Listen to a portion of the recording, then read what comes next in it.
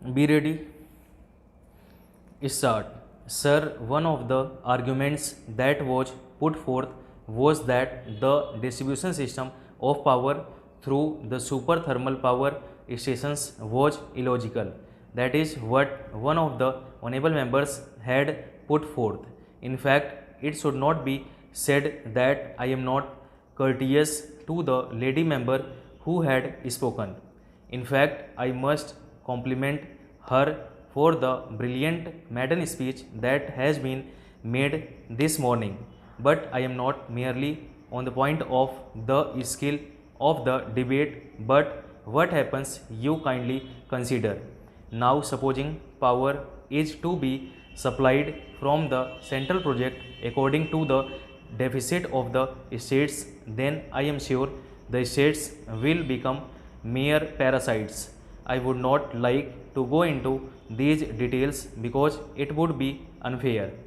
You don't expect me to answer every question that you will raise in a debate of this nature. Sir, it is not as though the central sector which exit in Bihar only consumes power. Quite a good bit of power is supplied by the central sector. So it is both ways. I am sure there is a quota for it. The position that I would rather prefer to put forth is that there is a formula. There is a formula that has been evolved. The whole country has been divided into various regions for this purpose. In fact, Rajyaध्यaksh committee wanted that we should set up regional electricity boards. There was opposition from the states because the states think that their power would be eroded. Therefore, we are acting a little slow in the matter.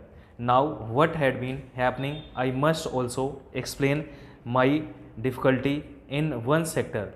Now, the formula that has been evolved is that the central power project, if it is located in a particular state, we provide stateway 10% electricity generated to that state, and then 75% is evacuated not only to the state in which this project is had asked about the future of the Haldia Petrochemicals complex.